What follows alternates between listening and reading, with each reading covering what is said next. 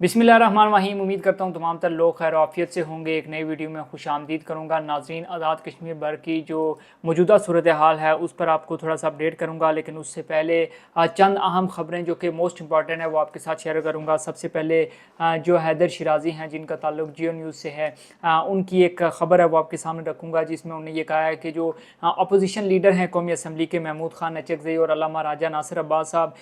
उनके मुताबिक उनकी जो है वो रब्ता हुआ है इन दोनों से, और उनके मुताबिक जो है वो पीर के रोज़ रावलाकोट के अंदर पाकिस्तान से एक आला सतह वफ़द जो है वो जाने के लिए तैयार है। और पीर के रोज़ जो है जिसमें शायद खकान अब्बासी साहब हैं, उसके अलावा मुस्तफ़ा नवाज़ खोखर साहब हैं, साथ ही साथ अख्तर मैंगल की जो अदम मौजूदगी में उनकी पार्टी अखवंदज़ादा हुसैन यूसुफ़ज़ई और जो अवामी नेशनल पार्टी के सरबराह हैं एमल वली खान, चूँकि उनकी जानिब से भी मुतालबा किया गया था कि एक आला सतह वफ़द जो है वो भेजा जाए। कौमी असम्बली और सेनेट के इजलास के दौरान बारहा जो अपोजिशन है वो ये मुतालबा करती रही है कि आज़ाद कश्मीर के अंदर कोई ऐसा वफ़द भेजा जाए जो कि आज़ाद कश्मीर के अंदर जो ग्राउंड रियलिटी है उसको जज कर सके और उसके बाद जो है वो सालसी का किरदार अदा कर सके। तो अब हैदर शिराज़ी साहब की रिपोर्ट के मुताबिक उनकी जो बातचीत हुई है, उनका रब्ता हुआ है जो अपोजिशन लीडर है महमूद खान नचकज़ई या फिर अल्लामा राजा नासिर अब्बास साहब, उनसे, और उनके मुताबिक कल बरोज़ पीर जो है वो एक वफ़द रावलाकोट दरेक के मुकाम पर, जहाँ पर कलदम जम्मू कश्मीर जॉइंट अवामी एक्शन कमेटी का जो है वो धरना जारी है, वहाँ पर ये जाने का इरादा रखते हैं। और वहाँ पर जाकर सबसे पहले जो ग्राउंड रियलिटी है उसको जानने के बाद, उसको जज करने के बाद जो है वो फैसला किया जाएगा कि बतौर सालिस क्या किरदार ये तमाम तर लोग जो है वो आज़ाद कश्मीर कानून, जो आज़ाद कश्मीर की मौजूदा सिचुएशन है उसके अंदर जो है वो अदा कर सकते हैं। साथ ही साथ चूँकि इन तमाम तर लोगों की जानिब से ये भी कहा गया कि जब भी इन्होंने कौमी असम्बली या सेनेट के अंदर जो वो बोलने की कोशिश की तो हुकूमत की जानिब से इन्हें खामोश करवा दिया गया। दूसरी जानिब एक और ख़बर जो कि मैं आपके साथ रखना चाह रहा था, आपके सामने रखना चाह रहा था कि जो अफजल भट्ट साहब हैं उनकी जानिब से ये एक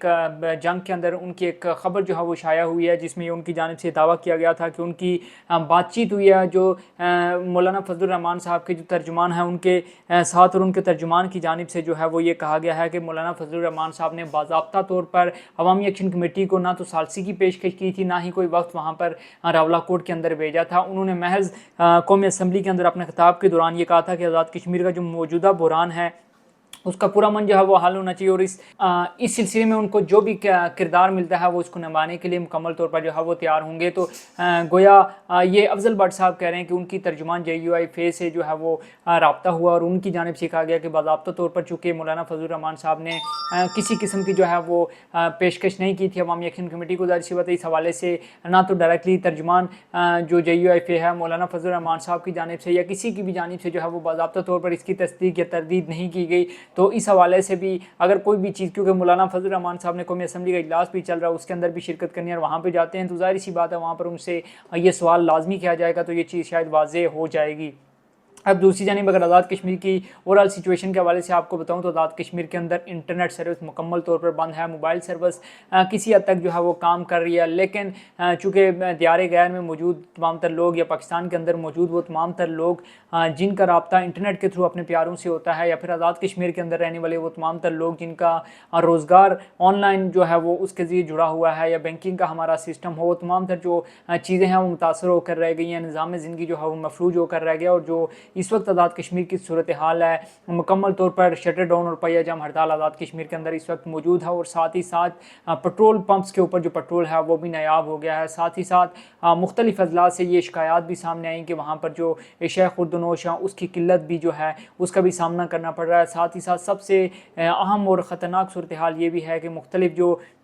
हॉस्पिटल्स हैं उनके अंदर जो जान बचाने वाली अद्वियात हैं उनकी भी किल्लत जो है वो पैदा हो गई है। अगर बात कर ली जाए एंट्री पॉइंट्स की तो आज़ाद कश्मीर के तमाम तर एंट्री पॉइंट्स ताहाल जो है वो खुले हुए हैं, किसी किस्म की रुकावट किसी एंट्री पॉइंट पर मौजूद नहीं है। लेकिन जो ज़ाहिर सी बात है अगर ट्रांसपोर्ट नहीं चल रही, पब्लिक ट्रांसपोर्ट मुकम्मल तौर पर बंद है। दूसरी जानब जो मुजफ्फराबाद के अंदर दफ़ा 144 का नफाज है वो ताहाल बरकरार है। रावलाकोट के अंदर जो है वो एक एहतजाज जारी है इस वक्त। मुकम्मल तौर पर आज़ाद कश्मीर के अंदर शटर डाउन और पहिया जाम जो हड़ताल है वो जारी है, लेकिन रावलाकोट के अंदर जो शहर के अंदर जो है वो कर्फ्यू नाफिज किया गया था वो ताहाल बरकरार है।